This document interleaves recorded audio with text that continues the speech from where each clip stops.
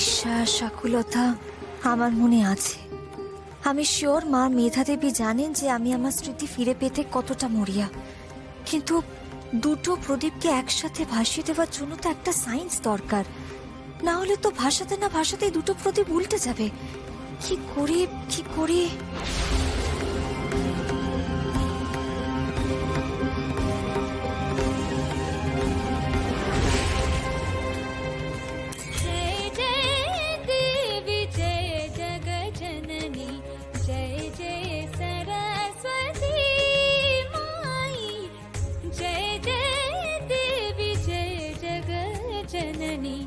जय जय सरस्वती माई जय जय देवी जय ওর বর কি সুন্দর গো।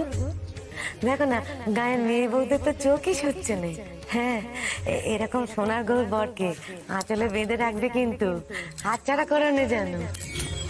আইডিয়া পেয়ে গেছি পথ।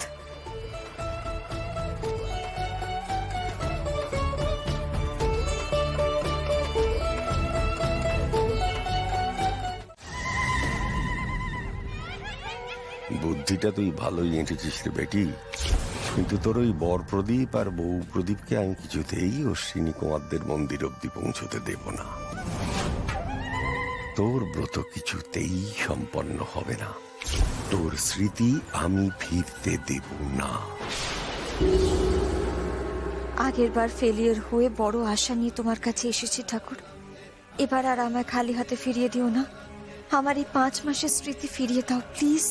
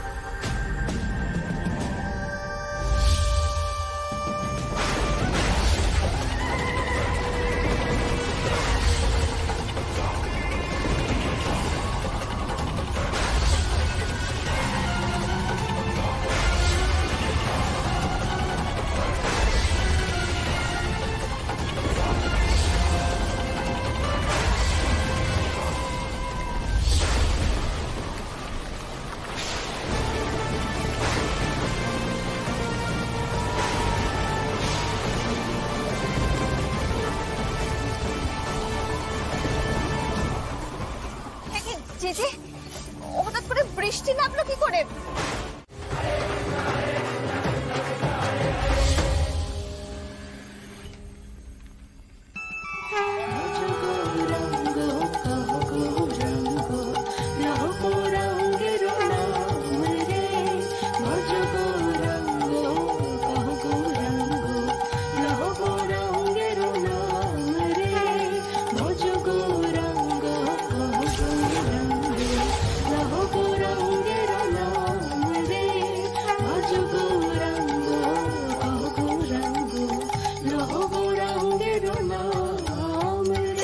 প্রদীপ দুটো ওপারে গিয়ে ঠেকে গেছে।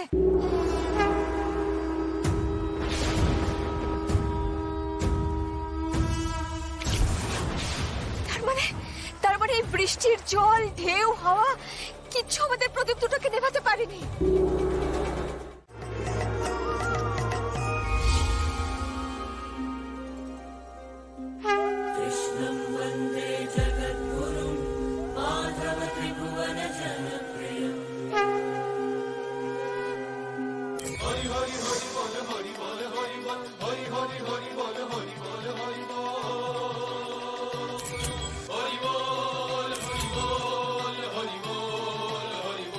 भिक्षां देहि।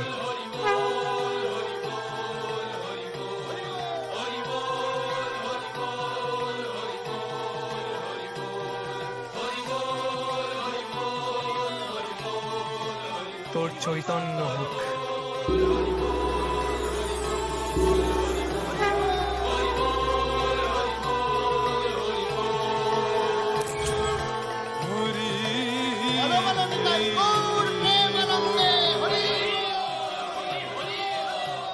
উনি ওখানে?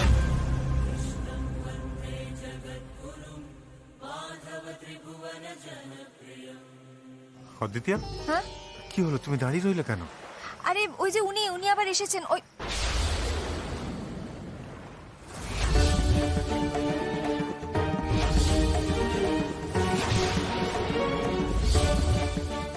কাকে দেখলো অদ্বিতীয়া?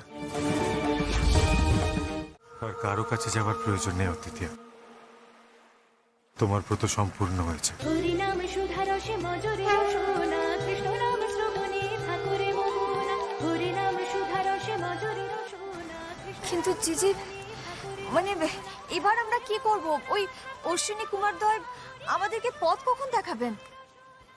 এই তো তোমরা ঠিক আছো তো? দেখো, এত ঝড় বৃষ্টি, আমি তো ভয় পেয়ে গেছিলাম। তারপরে একটু বৃষ্টি ধরতেই আমি তোমাদের কাছে ছুটে চলে এলাম। কিন্তু তোমাদের ব্রত শেষ হয়েছে ঠাকুর মশাই। ওই দেখুন, এত ঝড় জলের মধ্যেও ওই প্রদীপ দুটোই ঘাটে পৌঁছে গেছে।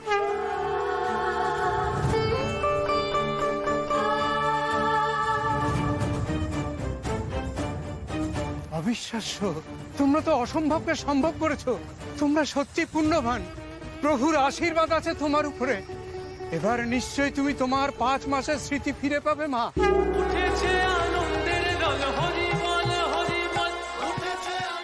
কিন্তু কিভাবে ঠাকুর মশাই? সে জানি না, কিন্তু তুমি অপেক্ষা করো। হ্যাঁ ঠাকুর মশাই, আমাদেরও সেটাই মনে হচ্ছে। আমাদের আরেকটু অপেক্ষা করতে হবে। কিন্তু তোমরা তো একবারে ভিজে গেছো। ঠিক আছে, আজ রাতটা বরং তোমরা আমার ঘরেই থাকবে।